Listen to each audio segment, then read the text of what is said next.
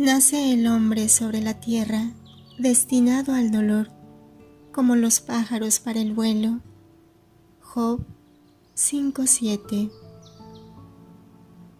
¿Qué título habré de asignarle a esta verídica historia? El de una flor. Mas, ¿de qué flor? En la estación correspondiente a mi nacimiento, los espinos salpican de blanca nieve los setos, hasta entonces desnudos, y sus florecillas, blancas, cual plumas desprendidas de una paloma en vuelo, acarician las espinas rojo oscuras de sus ramas. En determinados lugares de Italia dan el nombre de Spina Christi al espigo agreste y aseguran que la corona de espinas del Redentor se tejió con sus ramas que, si bien torturaron las carnes del Salvador, dan cobijo, sin embargo, a los nidos que las colman con gorjeos de amor. A los pies del espino exhala su perfume la dulce violeta, flor cuaresmal por el vestido y cristiana por su humildad. Más que flor, es puro aroma, un aroma penetrante, suave y delicado. Flor, bien que humilde, plena de firmeza que a todo se amolda para vivir y florecer. Querría aplicarle a esta vida el nombre de una de estas dos flores y en especial el de la violeta, que hace su vida en la sombra, pero sabe que sobre ella rutila el sol para comunicarle vida y calor. Aunque no lo ve, lo sabe, y perfuma y exhala todo cuanto ella es, para tributarle gracias. Igualmente yo, por más que parezca hallarme olvidada del sol eterno, sé, y el alma no publica su real secreto, que él, mi sol, se encuentra sobre mí y, con cuanto soy, exhalo mi corazón para decirle gracias por haberme amado. Y así te digo que le son perdonados sus muchos pecados, porque ha amado mucho.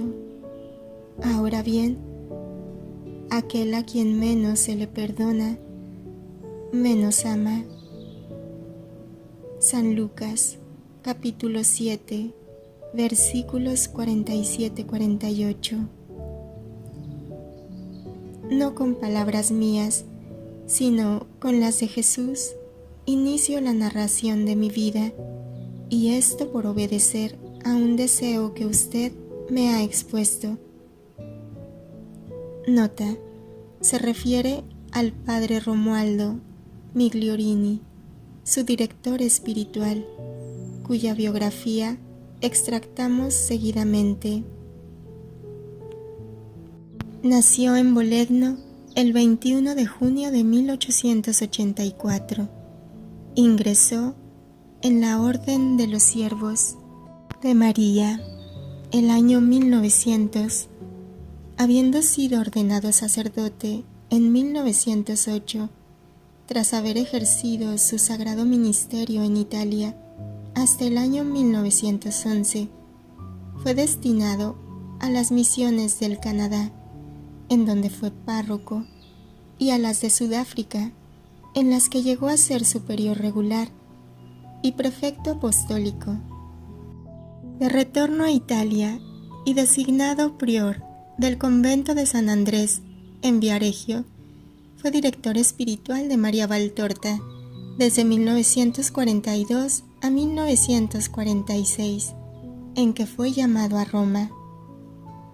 Habiendo enfermado, murió en Casorli, en la residencia veraniega de los estudiantes teólogos de su orden, el 10 de julio de 1953. Deseo que no discuto, por más que, a mi entender, no le atribuyo mayor utilidad y, sobre todo, satisfacción alguna, tanto para mí como para usted en esta narración. Al ser usted maestro de espíritu, si le parece bien que le dé a conocer mi vida, es señal de que ello es justo. Adelante, pues, con sinceridad, con humildad y con paciencia,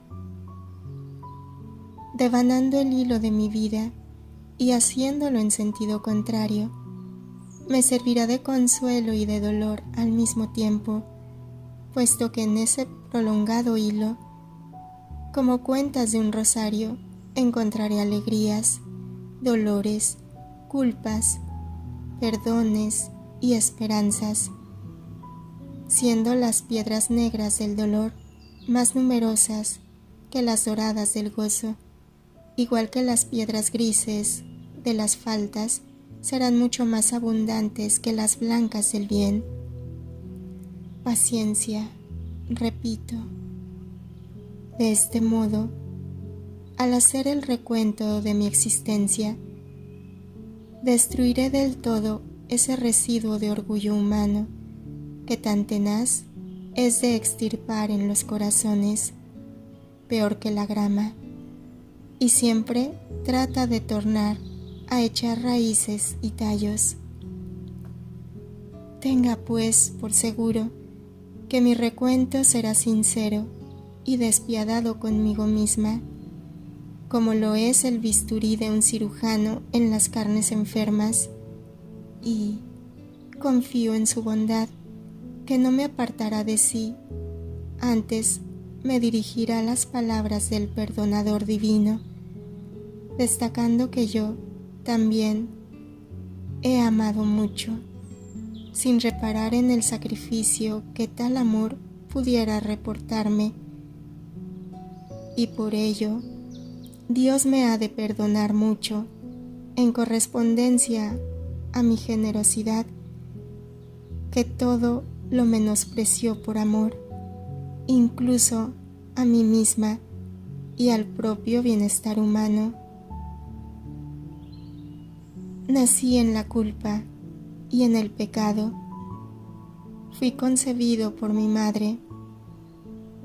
Salmo 51, Vulgata 57. Esta es la suerte de todos los nacidos de mujer y la culpa. Por más que la lave el bautismo, permanece lavada en nosotros, suscitando retornos al mal mientras dura la vida, como sucede con ciertos males horrendos, vencidos mediante afortunadas curas, pero no extirpados del todo, que están siempre prontos a retoñar si no se les mantiene frenados de continuo con 1000 cuidados. Yo nací en Caserta el 14 de marzo de 1897. Nacimiento muy contrastado desde su inicio, habiéndose ya mi padre resignado a llorar sobre mi pequeño cadáver, condenado antes de salir a luz. Pobre de mi papá, nunca le causé disgusto alguno, queriendo, siendo esto mi consuelo, consuelo que me hace elevar los ojos a lo alto, buscando a mi padre en la paz de Dios. Mas le costé lágrimas, tanto en mi aparecer como en su desaparecer. Entonces debía estar muerta, y él lloraba.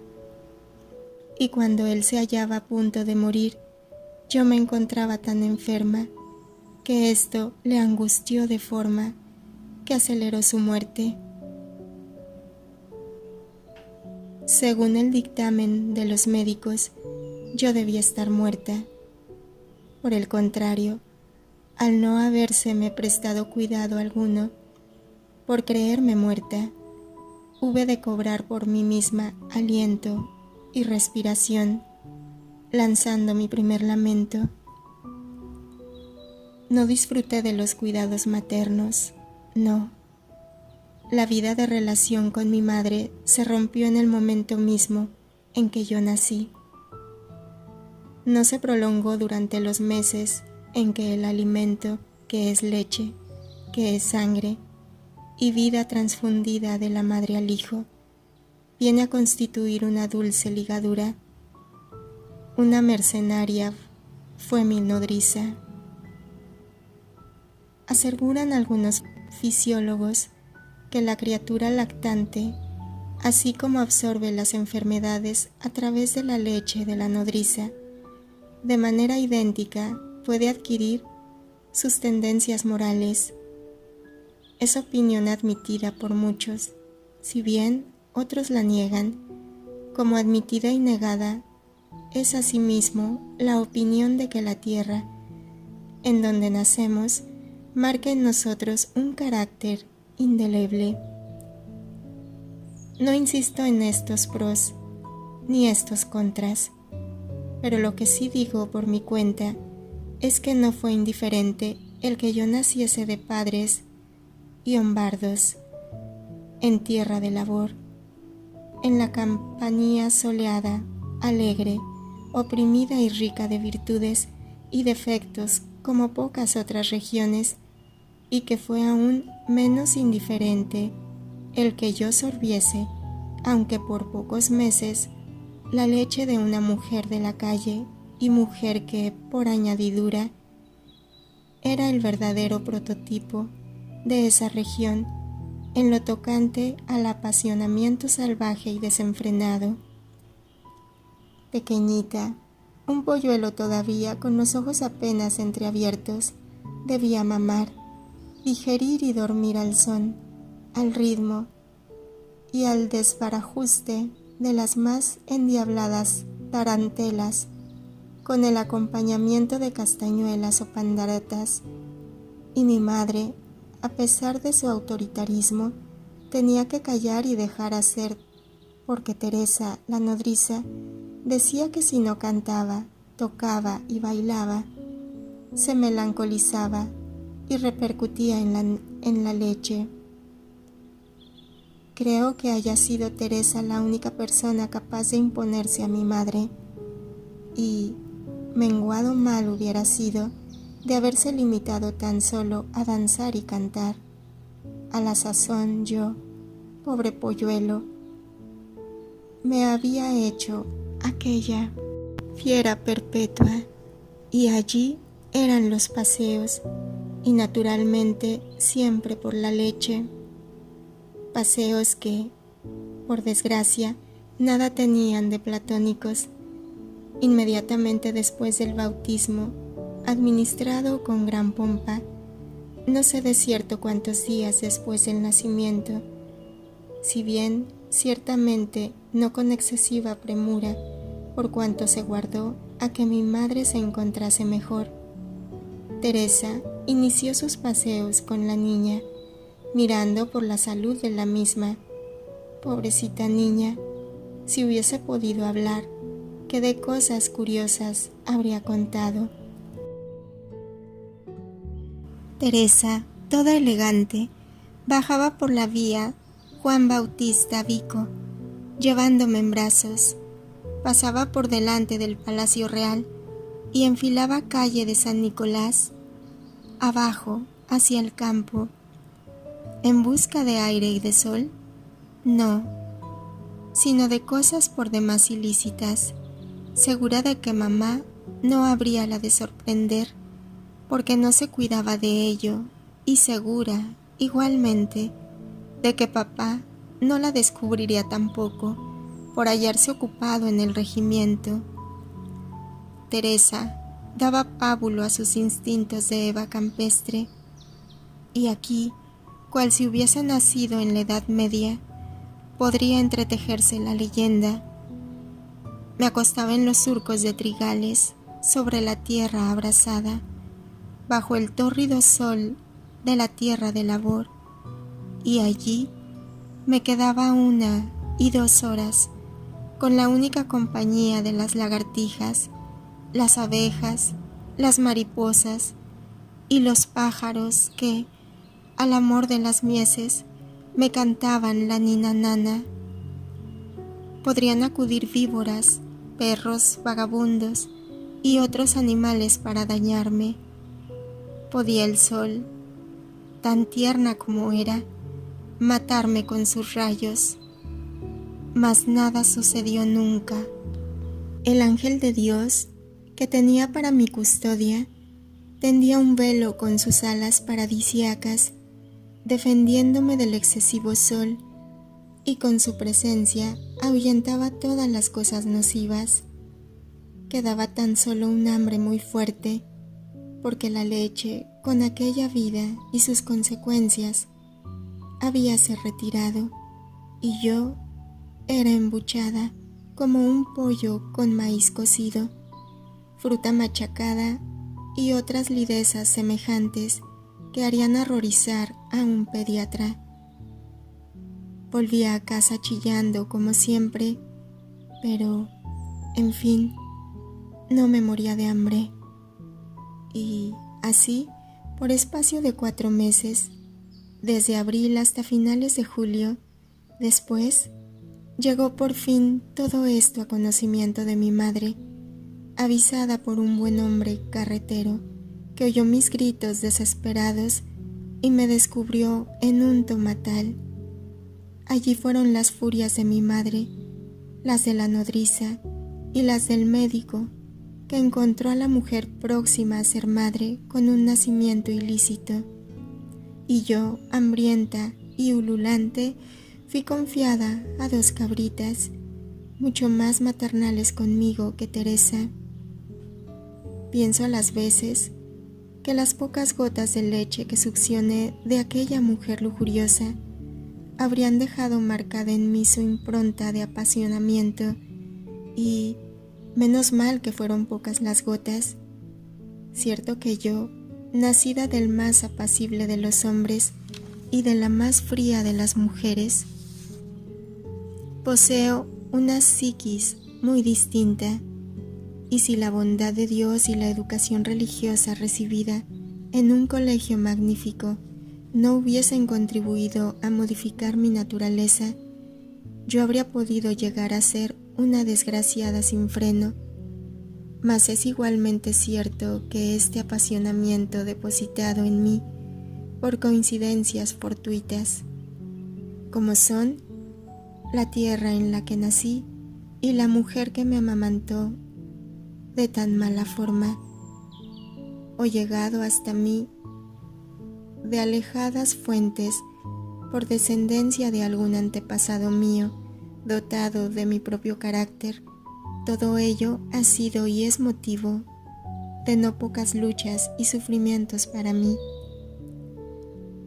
Las 2 naturalezas, diré así, que radicaban en mí, la heredada de los padres, naturaleza cometida, plácida, metódica, del todo lombarda, chocaba contra la succionada del sol, del aire y de la noche meridional, la una un tanto fría y cerrada, y la otra ardiente y expansiva, siempre luchando entre sí, puesto que la primera imperaba sobre la mente y era poderosa, cada vez más poderosa, favorecida como estaba y en continua progresión por la educación familiar.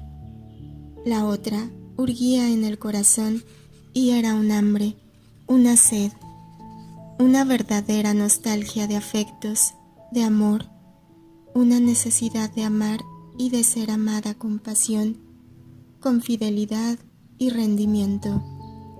Podría decir de mí que era como un volcán con sus 2 laderas cubiertas de nieves perpetuas, hirviendo en ellas el fuego bajo una capa de hielo. A las veces, con intervalos, el fuego del corazón, comprimido con exceso, explotaba en improvistas e incontenibles erupciones que desbarataban, enrojecían y licuaban la nieve gélida de la superficie. Mas, a seguido, la mano férrea de la educación familiar, una natural esquivez, una timidez innata y una tendencia mía a avergonzarme me cubrían de cordura hasta el punto de hacerme aparecer un tanto fría, indiferente y tranquila. Mas volvamos a la infancia. Se dice que los caracteres se esbozan desde los primeros días de la vida. Pues bien, yo mostré enseguida un lado, podría decir, el más esencial de mi carácter, el de la fidelidad a cuanto amo. Teresa habíame dado bien poco, avaras y envenenadas gotas de leche que ya no lo era, peligrosos abandonos sobre la gleba de los campos, mis órganos, lo mismo que la psique, mis reposos y digestiones, los había trastornado con su excitación frenética e impúdica, agitada de continuo por su sed de ilícitos amores y por el miedo de verse sorprendida por el marido o por sus amos. Y, a pesar de todo, yo, con mi corazoncito recién nacido, la quería bien. Un bien rudimentario, como es el del cachorro hacia la hembra, que le suministra alimento y calor, pero un bien al fin. Y me mostré fiel a aquel mi primer amor. Rechazada Teresa, yo rehusé todo otro seno de mujer y rocé la muerte por inanición, al no querer con ira desesperada pecho alguno que me ofreciesen. Preferí depender del balar afanoso de las dos cabritas. Presentía, ya que en mi triste vida tan solo habría de recibir consuelos de Dios, y después de Dios, de los animales y de las cosas creadas por Dios eterno. Tal vez. Lo que sí es cierto que, si fueron pocos y nada buenos los contactos habidos con mis semejantes, y mucho el sufrimiento y poco el consuelo que me proporcionó el prójimo, las humildes criaturas menores en cambio, las hierbas, el sol, los astros, el mar, testimonio de Dios, y la naturaleza toda con su poema, me suministraron siempre fortaleza y paz. Permanecí en Caserta hasta cumplir 18 meses. Después, le trasladaron a mi padre con el regimiento al que pertenecía a Faenza, del sol meridional al hielo de la Romaña. Yo, que había, puedo decir, extraído la vida del sol, que me inundaba de esplendores durante mis 4 primeros meses, manteniéndome con vida, de ese sol que me servía de nodriza. Perdí de un golpe aquel sol y a mis 2 cabritas, y cuentan que mi afanosa búsqueda de ambas cosas fue verdaderamente conmovedora. Di aquí la segunda prueba de fidelidad en mis afectos. No tomé ya más leche. Mi pequeño estómago se negó a digerir otra leche que no fuese la de cabra, y, dado que en Faenza no había ni rastro de ellas, se acabó la leche. Castigos, caricias, todo fue inútil, pues no era capricho mío, era una necesidad fisiológica que me impedía digerir la pesada leche de vaca. Entristecí por el frío. Siempre me hizo sufrir el frío hasta el punto de obstaculizar mi crecimiento. Entristecí por la pérdida de mi alimento predilecto y entristecí por una educación excesivamente rígida que ya, a tan tierna edad, se abatió sobre mí. Mi abuela, la madre de mi mamá, nos dejó para volver al lado de su marido abatido por la pérdida de un hijo muy querido, muerto de meningitis, en el plazo de 40 horas, y yo me quedé con papá y mamá.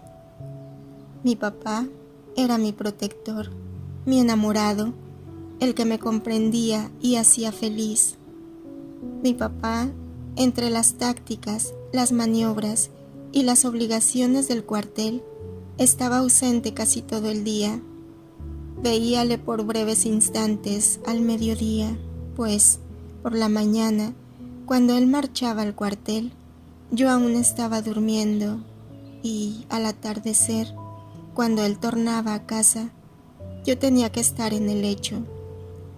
Los domingos únicamente era mío toda la tarde, y por tal motivo, los domingos eran siempre para mí soleados, por más que el agua o la nieve hicieran de Faenza una ciudad nórdica. Mi mamá, por el contrario, estaba siempre en casa, aquejada de mal de hígado. Era como la número 1 de los enfermos de ese mal, preceptora antes de casarse. Continuó siendo la preceptora con todo cuanto dicha profesión tiene de disciplina, de autoridad y de pedantería. Mujer perfecta en todo cuanto hacía relación con los deberes de mujer y de ama de casa, y hasta de mujer de sociedad. No dulcificaba la perfección de sus deberes con esa suavidad en el amor que hace tan grata la convivencia. Era y es el deber. Creo que todos cuanto de ella han recibido algún bien, pues bien ha hecho ciertamente. Su marido, yo, su madre, el hermano que le ha quedado, los cuñados, los dependientes, los amigos, habrían preferido recibir de ella mucho menos de cuanto les dio por deber, y recibirlo en cambio con el añadido de un poco de amorosa indulgencia. Mas la indulgencia y ella son dos términos inconciliables, dos enemigos perpetuos. Creo que ella piense que se rebaja amando y siendo indulgente, quiero decir, amando abiertamente, sin atormentarse ni atormentar, poniendo diosas y repulsivas mordaza a su caridad de hija, de madre, de esposa, de pariente, de amiga y de dueña. A semejante carácter, añada usted la irascibilidad propia de su mal de hígado, entonces muy fuerte, y calcule la dimensión exacta que marcó el comportamiento de mi madre con todos. He conocido preceptores que eran indulgentes, como he conocido enfermos graves de hígado que eran dulces, si bien son excepción. La norma es bien diferente, y mamá pertenecía a esta. Apenas si acertaba a diferenciar los objetos, mis piernitas infantiles daban los primeros pasos y a duras penas balbuceaba las primeras palabras, cuando ya todo lo tenía regulado con una disciplina respecto a la cual la de mi colegio me pareciera un carnaval, y eso que era un colegio severo. Aún no tenía 2 años y debía distinguir el bien del mal. Me parecía hallarme siempre a punto de caer, precipitada en un abismo, y temblaba, temblaba, temblaba. ¡Ay, cómo me equivocase! Mas, aunque no me equivocase, el ay lo tenía siempre en mis labios, que dejaba caer un juguete, ay, que desplazaba un asiento produciendo ruido, ay, que lanzaba un chillido jugando. ¡Ay! Que quería bajar al jardín para desentumecerme. ¡Ay! Que quería ir a los brazos de papá, a los de su asistente que me quería mucho, o a los de la sirvienta que era un ángel, tan ángel que Dios la quiso en su paraíso. ¡Ay! Que le pedía un beso a mamá. ¡Ay! Que habría preferido, como todos los niños, estar en su regazo y no delante de ella, como escolar, castigada repitiendo a duras penas palabras francesas que debía aprender a mascullar junto con las italianas. ¡Ay! Suplicaba que no me suministrasen la leche, que me ponía mala. ¡Ay! Un continuo ¡ay! Por lo que hace a la leche, se acudió al doctor que la prohibió. Que Dios le conceda la paz por esta su compasiva intercesión.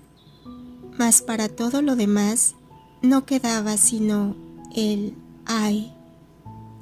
Por fortuna, allí estaba papá.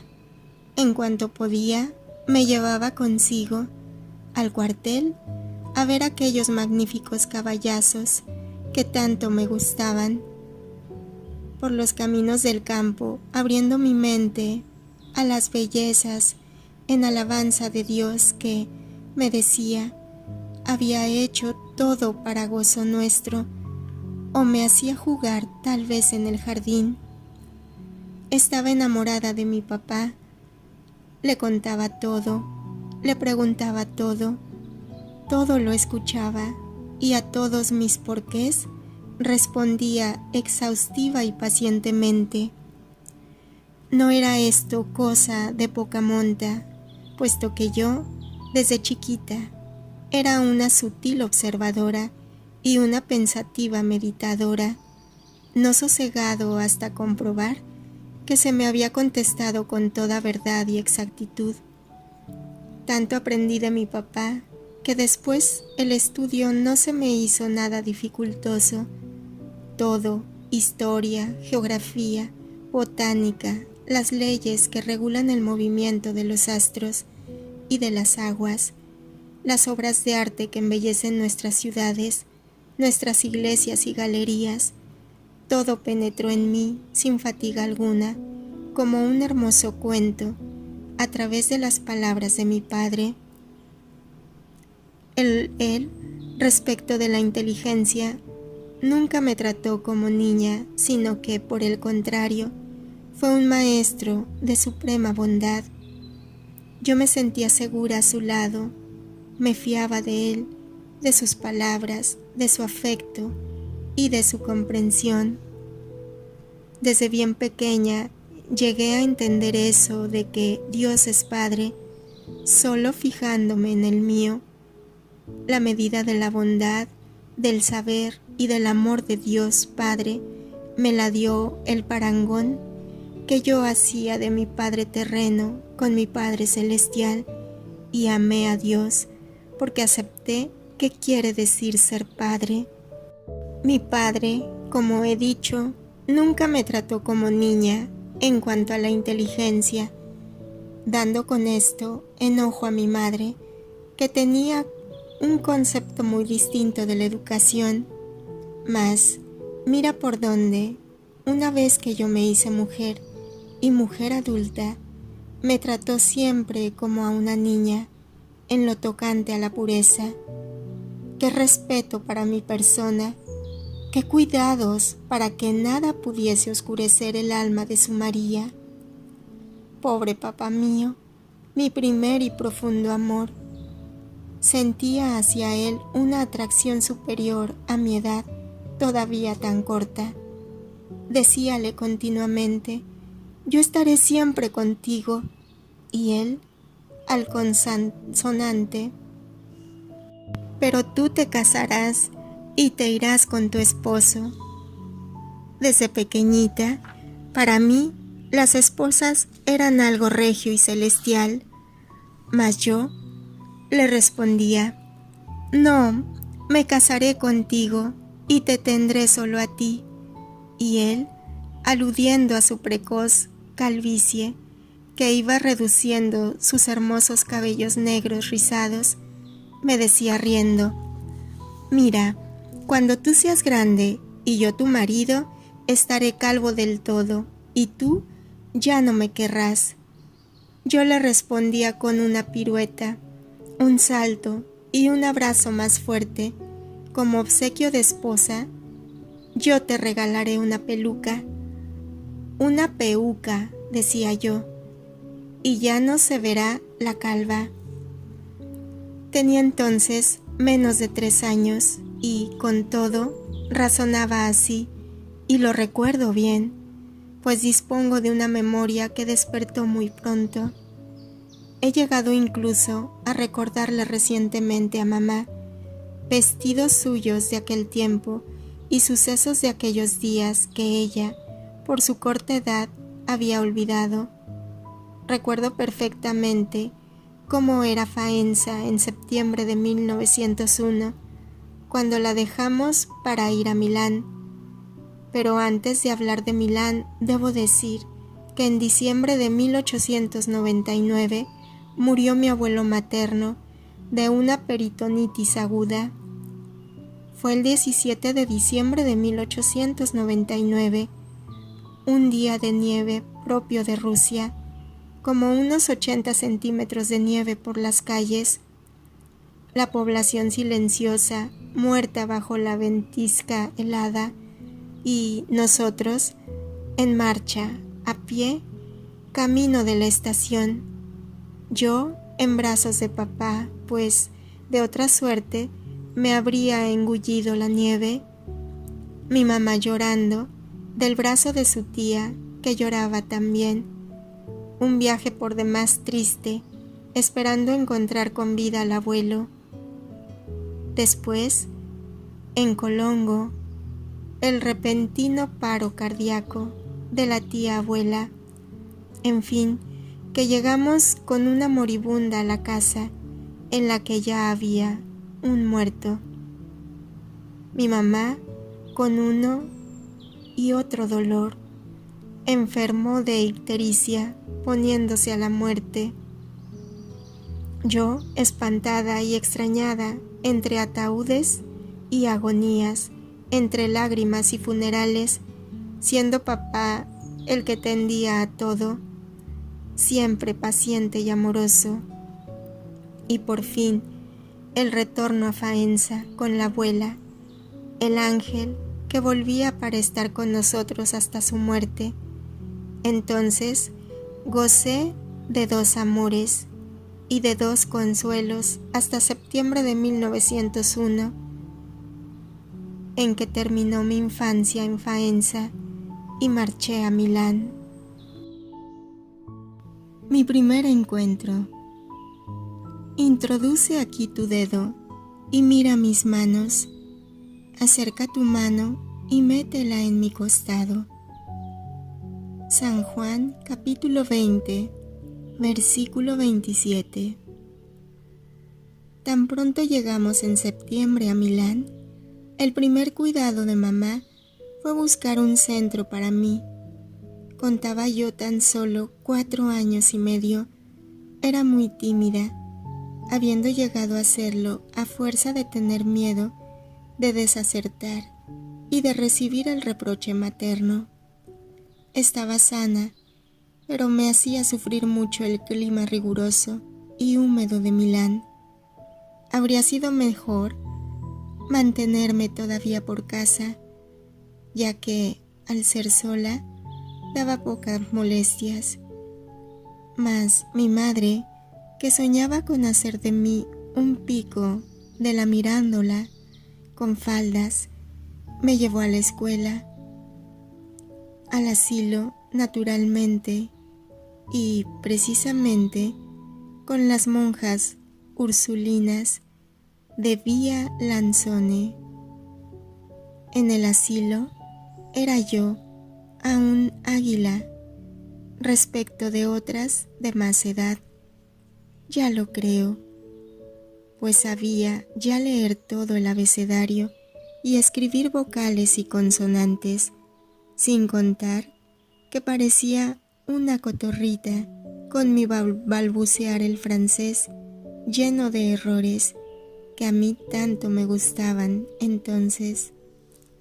Las monjas eran muy buenas y hasta muy guapas. No se ría. Ahora admiro más el interior que el envoltorio, y lo que de una persona única advierto es su mirada y su alma, puesto que todo lo demás se trasluce en la mirada que viene a ser su espejo. Mas, desde pequeñita y hasta mis 20 años, era un tanto pagana, atrayéndome tan solo las cosas y personas hermosas. ¿No le parece que era muy original? Las monjas eran guapísimas y por eso las amé al momento. Sor Blanca, la superiora, parecía un vaso de alabastro, con una luz de amor encendida por dentro. Sor Fulgencia, mi monja, era fúlgida, como su nombre, y todas buenas, buenas, buenas. Estaba, pues, en el asilo muy a gusto, menos el primer día porque, a pesar de sus temerosos reniegos, amaba y sigo amando intensamente a mi mamá, siendo siempre una mendiga a la puerta de su corazón en espera de caricias. Por eso, el primer día, cuando hube de dejarla, hice el diablillo por 4, chillos, pataleos, puñetazos, mordiscos, arañazos, de todo repartí en gran medida. Teresa, mi alocada nodriza, revivía en mí con sus furias temerosas, mas para la tarde me hice ya a las buenas monjitas y las besaba con amor. Al día siguiente volvía tranquila al asilo. Era una fiesta para mí marchar allá, encontrar caricias, alabanzas, premios y tantas niñas con las que poder jugar. Jugar con otras que eran como hermanitas. ¡Qué alegría! Precisa haber sido hijos únicos y ser tratados como yo lo fui, para comprender qué cosa sea la maldición de ser hijos únicos. Pero dejemos este asunto que no resulta importante para mi narración.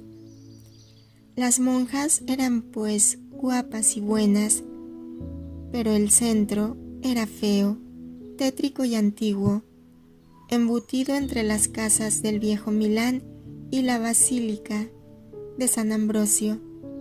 Tenía poca luz, un diminuto jardín verdoso hasta en sus piedras, patios de monasterio, oscuros corredores y una capilla del tiempo de las catacumbas. Con todo, marchaba gustosa al centro. Por otra parte, me acompañaba frecuentemente mi abuela.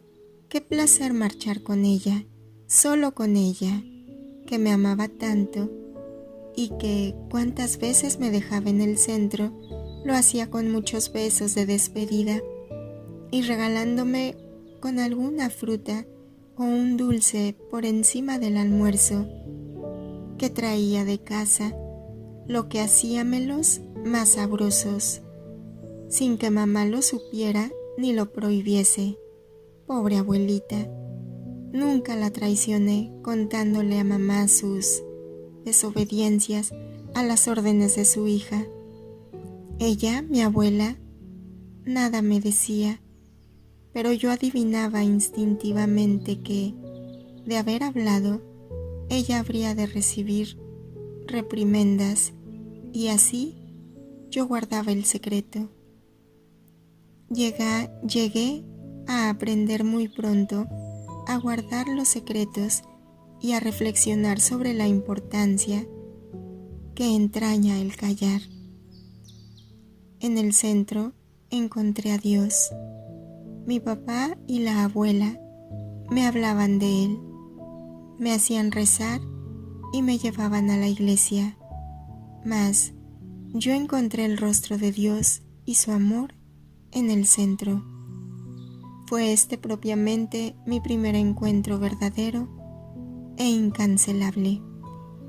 Las buenas monjitas, y en particular Sor Fulgencia, nos hablaban de Dios con palabras apropiadas a nuestras mentes rudimentarias. Nos contaban las obras admirables de Dios, nos describían los atributos de la divinidad y nos infundían el santo temor de Dios. Dios nos ve siempre. Dios está de continuo presente, nada le está oculto y está en todas partes. ¿Cuántas veces no oímos estas palabras? En nuestra escuelita de labor teníamos, y la labor consistía en aprender la malla tejido como unas cuerdas ásperas que parecían haber servido para atrapar a una jauría de perros vagabundos. Teníamos unas silletas de paja con el respaldo de madera terminado en una especie de 2 piñas. Aún me parece estar viéndolas ahora. Yo, con mi fe absoluta en las palabras de la monja, creía firmemente que estuviese Dios dentro de aquellas 2 piñas y le pedía excusas por darle la espalda. Santa simplicidad de la infancia, que hace que se sonrían en el cielo y ante la que los ángeles y patriarcas se inclinan reverentes, al menos así lo pienso yo. Y el ángel custodio, en el jardín tan tétrico y verduzco, había una gruta con el arcángel San Miguel en su interior. Así lo creo porque tenía la espada en la mano, un angelote gigantesco para nosotras tan chiquitas. La monja nos llevaba allí delante de él y nos decía que un ángel así, pero más hermoso todavía, estaba siempre a nuestro lado, por lo que debíamos ser buenas, pues si no, él se cubría el rostro con sus preciosas alas y lloraba. Mas después, tras estos 2 contactos con lo sobrenatural, lo que más me hacía palpitar el corazón ante el inefable misterio de la bondad divina era el Cristo yacente en la capilla. Hallábase bajo el altar mayor. Debía de ser una obra de arte muy antigua y ciertamente meritoria, ya que poseía un verismo impresionante. Así, y no de otra suerte, debió hallarse Cristo. Cuando las manos piadosas de José y de Nicodemo le desclavaron de la cruz para deponerlo en el regazo de su madre. De tamaño natural, poseía los rasgos cansados del que murió entre innumerables espasmos y en sus miembros dejados al abandono de la muerte. Todas las llagas, los azotes, las heridas y las contusiones de un torturado como lo fue el Salvador antes de la crucifixión. Impresionante, digo y repito. Muchas de mis compañeras lloraban de miedo cuando nos llevaban allí para verlo y rezarle. Yo no lloraba de miedo, sino de compasión. Yo, que para entonces no podía ver sufrir a un pollo y que oía repetir que aquel pobre cuerpo era el de Jesús, al que así habíanle puesto nuestros pecados. No sé si era del todo conveniente forzarles a hacer ciertas meditaciones a criaturas que aún no tenían 5 años, mas lo que puedo decir de cierto es que yo, en contraposición a las demás que lloraban por miedo de aquel cadáver y sobre todo por miedo del castigo de Dios por nuestros pecados, temblaba tan solo de pena por él y presentía que era el amor, su amor por nosotros, y no la intervención de los judíos crucifixores, el que le habían puesto así, y habríale querido consolar, vencido el natural horror por aquel cuerpo llagado de manera temerosa. Lo miraba, seguía mirándolo, y habría querido que la urna estuviese abierta para poder estar junto a él, acariciar su cabeza coronada, besarle incluso, haciendo así que se diera cuenta de que le quería. Cuántas veces habría deseado poner en aquella mano traspasada el hermoso caramelo, del todo mordisqueado, de color dorado, rosado o verde, que la abuela me compraba al llevarme a la escuela y que tanto me gustaba porque, además de besarme, bueno, era el testimonio del amor de mi abuela. Todo esto, padre, le parecerán tonterías, mas piense en mi edad de entonces. Más tarde, mucho más tarde, puse en la mano traspasada de mi Jesús la ofrenda de mi vida y, si bien lo pienso, advierto que me habría costado más entonces darle mi golosina que no ahora mi vida y mis sufrimientos.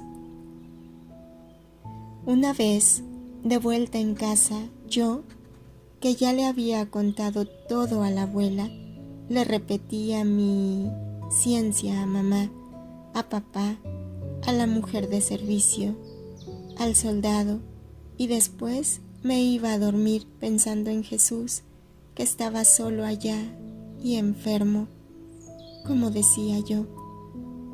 Era tanta la fuerza de este pensamiento que, a veces de noche, me despertaba llorando, y a la abuela que dormía conmigo y a mamá, que acudías sintiéndome llorar, les decía que veía a Jesús muy enfermo, que lloraba por estar solo.